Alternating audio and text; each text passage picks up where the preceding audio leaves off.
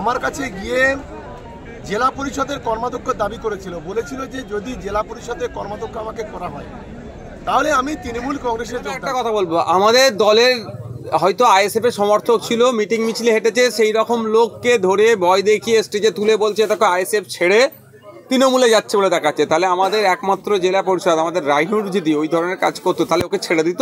তাহলে ওকে তো আগে স্টেজে তুলে বলে আই বেটা আয় আয় বলতো না? যে আমাদের সমর্থক হয়তো আমাদের মিটিং মিছিলে হেঁটেছে তাকে ভয় দেখিয়ে স্টেজে তুলে বলছে তাকে তৃণমূলের নেতা। এমনও আছে সত্যি আমাদের কাজ করতো, বেশ কিছুদিন বসে গিয়েছে, তাকে স্টেজে তুলে বলছে দেখো তৃণমূলের এই আইএসএফ এর নেতা তৃণমূলে গিয়েছে দেখাচ্ছে। তাহলে আমাদের রাইনুরকে তাহলে দেখাতো না? দেখো এই ধরনের মিথ্যা অপপ্রচার করে আইএসএফকে আটকে রাখতে পারবে কি? আইএসএফকে আটকে রাখতে পারবে না। বিভিন্নভাবে কলে কৌশলে আইএসএফকে আটকাতে পারছে না এই ধরনের বলছে। কালকে শুনবেন মমতা ব্যানার্জির কাছে নওশাদ সিদ্দিকী গিয়েছে, ওই ভয় উনিভাবে বলতে পারে। কালকে শুনবেন ওনার সাথে নাকি আমি যোগাযোগ করছিলাম দল চেঞ্জ করবো বলে। এটা বল সভা ভোট পঞ্চায়েত ভোট বড় কথা নয়।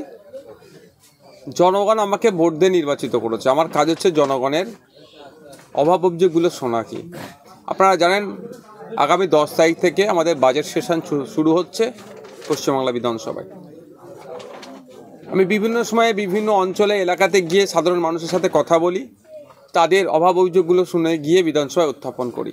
এখন বাজেট সেশন চলছে, এই সময় এখানকার মানুষজনের যেগুলো আছে সেগুলোও শুনছি। বাজেট সেশনে গিয়ে বিধানসভায় সেগুলো উত্থাপন করব বলে। সবটাই রাজনীতি, সবটাই ক্ষমতায় টিকে থাকা এই ধরনের নয়। আমাকে যে দায়িত্ব দিয়েছে সেই দায়িত্বটা পালন করতে হবে। হ্যাঁ, আমি আমার এবার পশ্চিমবাংলায় সংযুক্ত মোর্চা তথা আইএসএফের একজনই বিধায়ক। সমস্যাটা এখানে, সেই জন্য আমাকে সারা বিভিন্ন রাজ্যের বিভিন্ন জায়গায় ছুটে যেতে হয়।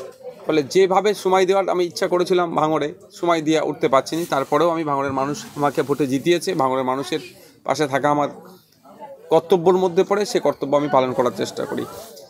অনেক মানুষের যে অভাব অভিযোগগুলো থাকে সেগুলো শুনি, যেগুলো তৎক্ষণিক সমাধান করা যায় সেগুলো সমাধান করি, আর যেগুলো কোনভাবে গেলে সমাধান হবে সেইগুলোও বলি, এবং যেগুলো আইনসভার মধ্যে তুলে সমাধান করা দরকার সেগুলো বলি। আপনারা জানবেন চণ্ডীপুরের ওখানে একটা খালের ওপরে ব্রিজ, অনেক লাখ টাকা স্যাংশন হয়েছে, উদ্বোধনও করেছেন যে কেউ।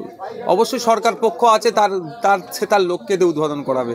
কিন্তু এই যে চণ্ডীপুর সহ এই ভাঙড়ের যে সমস্ত ব্রিজেরগুলো সংস্কার হচ্ছে বা কাঠের পোলের পরিবর্তে কংক্রিটের ব্রিজ নির্মাণ হচ্ছে, তার জন্য তো আপনাদের মতামত নিয়ে তো আমি বিধানসভা উত্থাপন করেছিলাম। মাননীয় যিনি সেচমন্ত্রী এখন আছেন আমাদের রাজ্যের মানস ভূঁইয়া মহাশয়কে আমি কোশ্চেন করেছিলাম, মেনশন করেছিলাম তৎক্ষণ সেই সময় মন্ত্রী মহাশয়কে। এর প্রভাবে এগুলো তো হচ্ছে। আপনারা আমাদের জানিয়েছিলেন চণ্ডীপুরের মানুষজন জাগুলগাছির যে এই ব্রিজের সমস্যা, ভাঙড়ের আপনার পদ্মপুকুর ঘাটের ব্রিজের ভগ্নপ্রায় হয়েছিল, সেটা জানিয়েছিল, সেটা সংস্কার হয়েছে।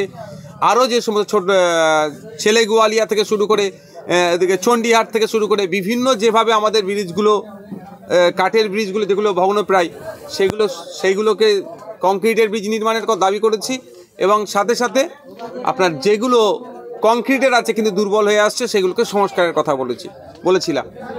সেই আপনারা জানলে আরও খুশি হবেন। ছেলেগুয়ালিয়াতে প্রায় 80 লক্ষ টাকার প্রকল্প আছে।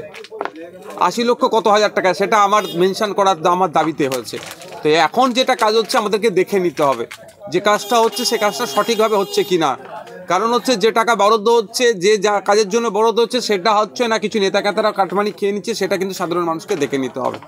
ভাইজান, আপনারা মিটিং মিছিল করলেই সেই স্টেজ থেকে আপনারা বলেন যে আমরা লড়াই করব গণতন্ত্র প্রক্রিয়ায়, কিন্তু তৃণমূল কংগ্রেসটা সভা করছেন ভাঙড়ের মাটিতে, এবং আরেকটা নেতাও তিনি বলেছেন যে আমাদের কাছ থেকে টাকা নিতে গেলে তৃণমূল কংগ্রেস দল করতে হবে, এবং তারা খেতেও ফলাবে খামারেও ফলাবে।